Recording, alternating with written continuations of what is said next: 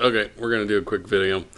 I'm installing rear Malibu sway bar links, and if you don't have to do this job, don't do this job because it is not fun. I changed struts, and it came with sway bar links, and I thought, oh, while I'm there, I'll put them on. I didn't really need them. Yeah, don't do that.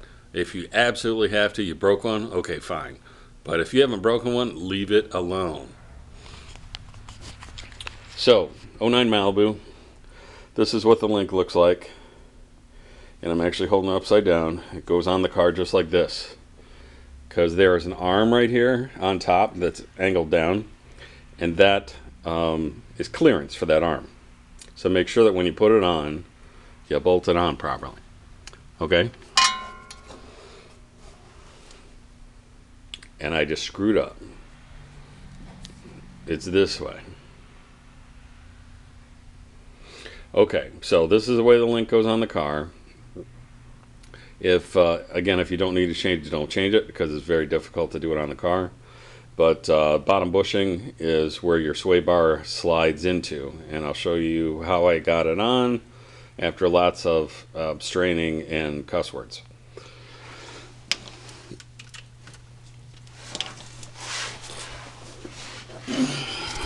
Okay, so right where my finger is pointing, there's our bushing. You can see right here, and it's actually hanging upside down right now. Move my light and get the shadow out of the way.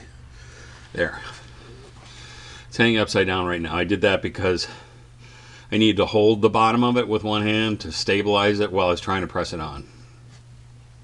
So what I pressed it on with was a Harbor Freight pry bar, the biggest one in the set. They come in a set of 3. That's the biggest one, and you need the long one to get the leverage.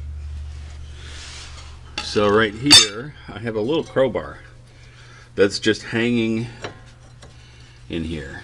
And the reason it is there is I needed something as a lever point for my pry bar. So by having that bar hanging there, it's out of the way, it's not hurting anything on the brakes. I can pry all I want, not hurt it. And I slid it in this way. Alright. Angled it and pushed it on, angled it, pushed it on. So to get started, yeah, put it right in the center until you get the bushing flush on the end, and then you have to work on either end. As you're doing that, there's rubber and then metal. Make sure that you push them both together on the arm, because if you push the metal, that rubber bushing will come off and it'll separate the bushing, and then you've got a new problem. So lubricate the end of your sway bar before you do this. Lubricate the inside of that rubber bushing. I used grease and PB Blaster. It's not critical what you're using, just use something. I also put that link, or that sway bar link, in the toaster oven and got a little bit warm, because I'm in a cold garage right now, and having the rubber being 40 degrees is just making the job harder than it needed to be. So do every little bit that you can to help get the right results. But that's how I got in there.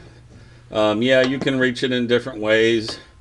And the other important thing, to get the sway bar positioned where it is right now, I put a jack in the center of the car and raised almost all the weight off the back of it, and that got that link positioned there.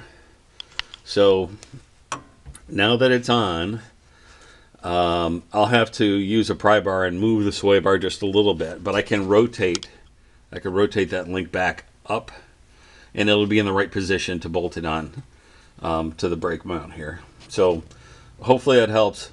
Extremely frustrating job. Don't do this if you don't have to. If yours is not broke, don't mess with it. If it is, that's what you got to do. Good luck. What would be a lot easier, at least in getting the bushing on, would be as if you took the bar off the car. But to get the bar off the car, you got to lower this cradle, the whole cradle, to give you enough clearance to get the mounting bolts out, and that's causing new problems. So personally, I would do it the way that I just did it, and expect a half hour of aggravation, but you'll eventually get it there. Little by little, go slow. Bar's going to slip. Watch where your hands are. Watch where your face is, because you don't need to poke holes on anything. All right? Good luck.